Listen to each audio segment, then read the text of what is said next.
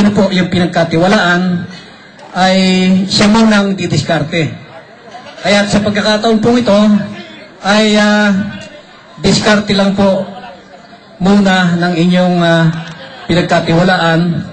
At ito naman po ay mahikli lamang. Sa loob lang po ng 3 taon ito. Nakakaisat kalahating taon na po. Kaya yung pong ibang mga kasama natin dyan na may ambisyon ay hindi naman masyadong mainip. 1 taon at kalahati lang, andyan na naman po tayo. Pero ito po, naumpisahan ko, ipatatapos po natin. At yung pong darating na piyesta natin, may bubong na po at may stage na tayong permanente na mapaggaganapan ng ating piyesta, ng ating mga anak na ikakasal, mga birthday, mga party, at dito po may bubong na hindi na tayo kakabahan na baka umulan, nakamukha ng nangyayari kapag may okasyon o may basketball game ay kinakabahan po ibang player at baka hindi matuloy dahil baka umulan.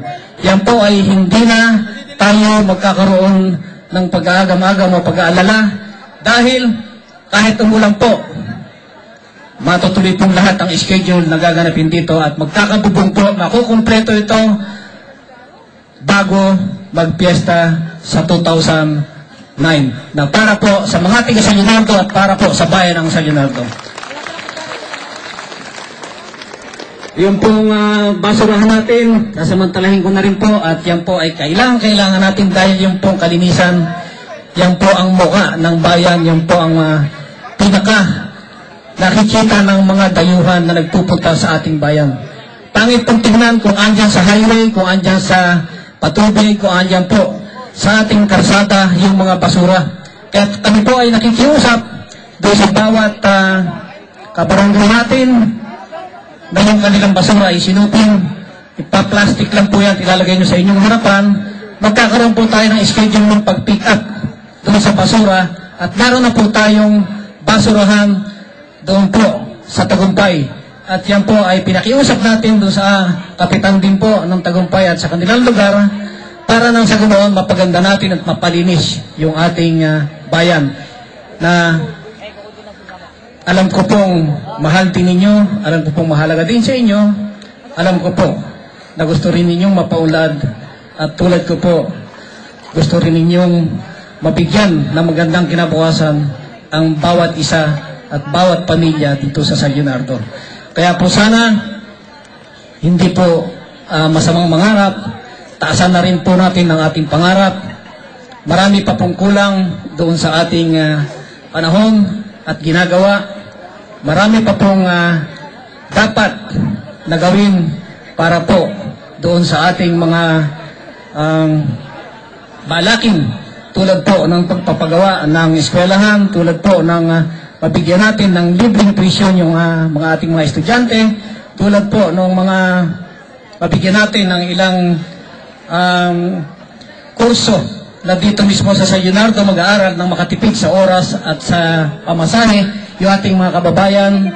Yan po ay mangyayari sa tulong po ng ating mga kasamahan dito sa Sanggunian at sa tulong po ng ating mga kapitan dahil ito po ay hindi mo kaya at hindi magagawa ng nag-iisa. Kailangan po ng tulong ng Sanggunian at kailangan din po ng tulong ng ibang ahensya na ating maihingan. Sa ngayon po, marami na tayong request, hinihintay na lang po natin ang resulta ng mga darating kung alin-alin ang ma-aproban. Pero sigurado pong meron uling pagbabago next year. Sa ngayon po, damayin mo natin ang nalalapit na Pasko at ibigay natin sa ating mga kasama, sa ating mga katabi ang pagbati at yung pong mga pagkukulang ng Sanggunian, yung pong mga pagkukulang ng mga kapitan at yung pong pagkukulang ng inyong panlingkod. Pagpasensyahan nyo na po at mapupunan din po namin yan. May mga darating pa na mga araw at kung naman po ang kailangan na mabago at kailangan pong magawa para po sa aming paninindihan at mapaganda ang ating bayan, makatulong sa bawat mamamayan, magsabi po tayo, tulungan nyo rin po kami at nang kami ay makatulong sa inyo at sa inyo pong lahat. Ulitin ko, maligayang Pasko at maligong bagong taon. Hangad po natin lahat ang kaunlaran ng mga tiga San Leonardo at ang bayan ng San Leonardo. Maraming salamat po at magandang gabi po muli sa inyo lahat.